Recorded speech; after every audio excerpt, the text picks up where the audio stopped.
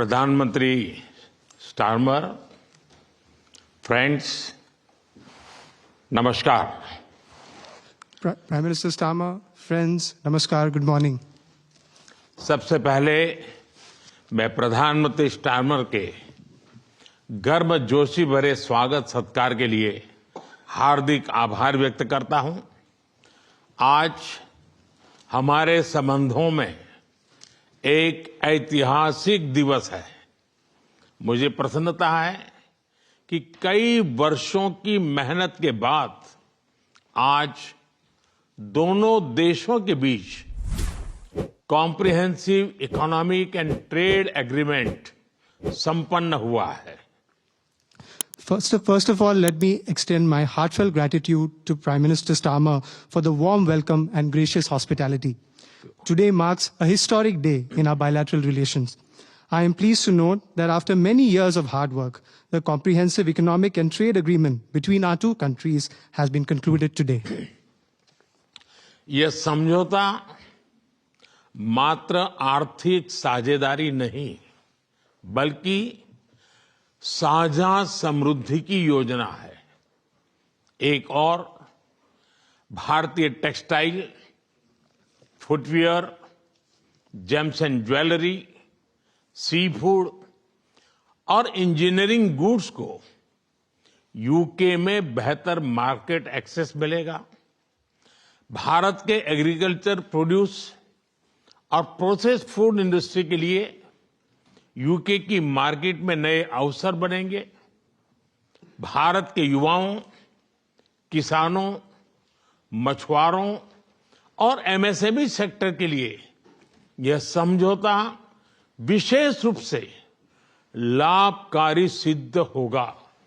वहीं दूसरी ओर भारत के लोगों और इंडस्ट्री के लिए यूके में बने प्रोडक्ट्स जैसे मेडिकल डिवाइसेस और एरोस्पेस पार्ट सुलभ और किफायती दरों पर उपलब्ध हो सकेंगे। This agreement does not merely pave way for economic partnership, but is also a blueprint for our shared prosperity. On the one hand, Indian textiles, footwear, gems and jewelry, seafood, engineering goods will get better market access in the UK. Indian agricultural products, processed food industry will find new opportunities in UK's market. This agreement will prove especially beneficial for India's youth, farmers, fishermen and MSME sector. On the other hand, people and industries in India will be able to access products made in the UK, such as medical devices and aerospace parts at affordable and attractive prices. इस समझौते के साथ ही double contribution convention पर भी सहमति बनी है। इससे दोनों के सर्विस सेक्टर, विशेषकर टेक्नोलॉजी और फाइनेंस के उसको एक नई ऊर्जा मिलेगी। ईज ऑफ डूइंग बिजनेस को गति मिलेगी। कॉस्ट ऑफ डूइंग बिजनेस घटेगा और कॉन्फिडेंस ऑफ डूइंग बिजनेस बढ़ेगा। साथ ही यूके की अर्थव्यवस्था को भारतीय स्किल टैलेंट मिलेगा। इन समझौतों से दोनों देशों में निवेश बढ़ेगा और रोजगार के नए अवसर बनेंगे। इतना ही नहीं, दो लोकतांत्रिक देशों और विश्व की दो बड़ी इकोनॉमीज के बीच हुए यह समझौते वैश्विक स्थिरता और समृद्धि को भी बल देंगे। Along with this agreement, we also have reached a consensus on the Double Contribution Convention. This will inject new energy into the service sectors of both countries, especially in technology and finance. It will promote ease of doing business, reduce cost of doing business, and increase the confidence of doing business. Additionally, UK's economy would benefit from India's skilled talent. These agreements will enhance investments and generate new employment opportunities in both countries. Moreover, as agreements reached between two democracies and two of the world's major economies, they will lend support to global stability and global prosperity. Friends, अगले दशक में हमारी comprehensive strategic partnership को नई गति और ऊर्जा देने के लिए विजन 2035 जारी किया जा रहा है। यह टेक्नोलॉजी, डिफेंस, क्लाइमेट, एजुकेशन और पीपल टू पीपल कनेक्ट के क्षेत्रों में एक मजबूत, भरोसेमंद और महत्वाकांक्षी साझेदारी का रोड मैप बनेगा। Friends, to give new momentum and energy to our comprehensive strategic partnership in the coming decade, today we are launching our Vision 2035. Vision 2035 is a roadmap that will form the basis of a strong, trustworthy, and ambitious partnership in the fields of technology, defense, climate, education, and people-to-people connect. Defence और security में साझेदारी के लिए defence industrial road map बनाया गया है। हमारी technology security initiative को और मजबूत करने पर काम किया जाएगा। It is our commitment that from AI to critical minerals, semiconductors to cyber security, we shall create the future together. A defense industrial roadmap has also been drawn up for partnership in defense and security. Work will continue on strengthening our technology security initiative. It is our commitment that from AI to critical minerals, from semiconductors to cybersecurity, we shall create the future together. Friends, शिक्षा के क्षेत्र में भी दोनों देश मिलकर एक नया चैप्टर लिख रहे हैं। यूके की 6 यूनिवर्सिटीज भारत में कैंपस खोल रही हैं। पिछले हफ्ते ही भारत के गुरुग्राम शहर में साउथ हैम्पटन यूनिवर्सिटी कैंपस का उद्घाटन हुआ है। Friends, in the field of education too, we are writing a new chapter together. 6 universities of the UK are opening their campuses in India.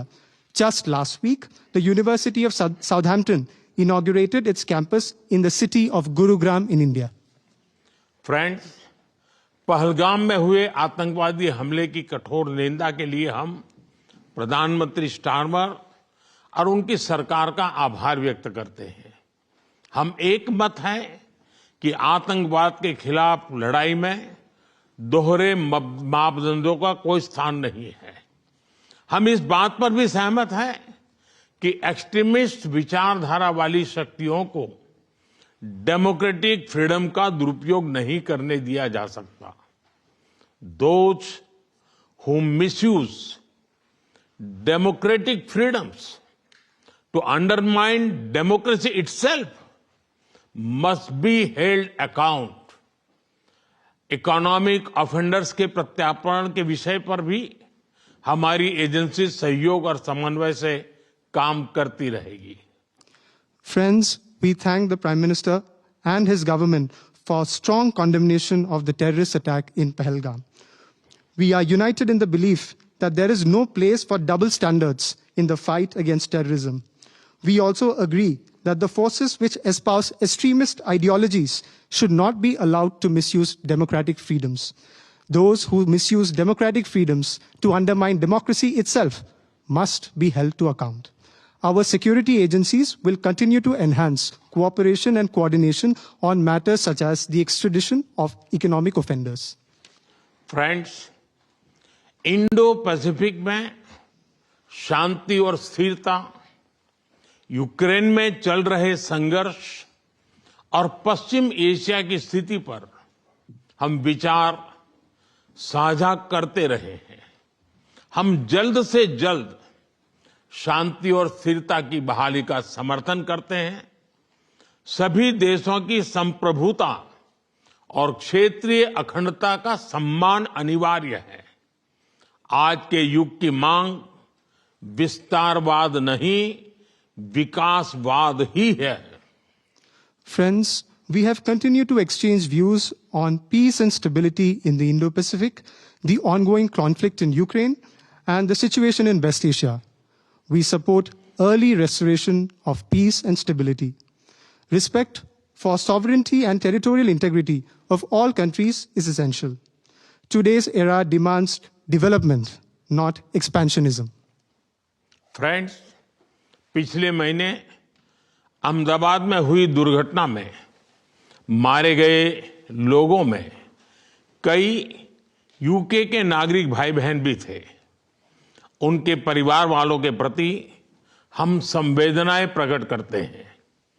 UK में रहने वाले भारतीय मूल के लोग हमारे संबंधों में एक लिविंग ब्रिज का काम करते हैं। They did not just bring curry from India, but also creativity, commitment and character. इनका योगदान सिर्फ यूके की समृद्ध इकोनॉमी तक सीमित नहीं है, बल्कि यूके के कल्चर, स्पोर्ट्स और पब्लिक सर्विस में भी दिखता है। Friends, last month in the unfortunate plane crash in Ahmedabad, our sisters and brothers of the UK were among those who lost their lives. I would like to express my deepest condolences to the families of the victims. The people of Indian origin in the UK form a living bridge that connects our two nations. They did not just bring curry from India, but also creativity, commitment, and character. Their immense contributions are not just limited to UK's prosperous economy, but are also visible in UK's culture, sports, and public service.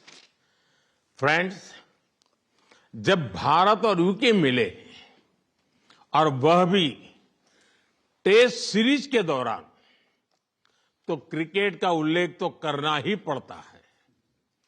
For both of us, cricket is not just a game, but a passion, and also a great metaphor for our partnership. There may be a swing and a miss at times, but we always play with a straight bat. We are committed to building high-scoring solid partnership. आज संपन्न हुए समझौते और vision 2035 इसी spirit को आगे बढ़ाने वाले माइलस्टोन है।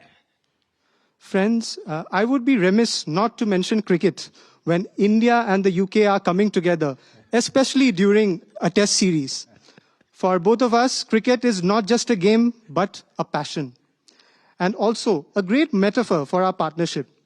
There may be a swing and a miss at times, but we always play with a straight bat. We are committed to building a high-scoring, solid partnership. The agreements concluded today and Vision 2035 are milestones which advance this very spirit. प्रधानमंत्री जी, मैं एक बार फिर आपके आतिथ्य सत्कार के लिए आभार व्यक्त करता हूं। मैं आपको भारत यात्रा करने का निमंत्रण भी देता हूं और आशा करता हूं कि हमें शीघ्र ही भारत में आपका स्वागत करने का अवसर मिलेगा। बहुत बहुत धन्यवाद। Prime Minister, I thank you once again for your warm hospitality. I would also like to take this opportunity to extend an equally warm invitation to you to visit India.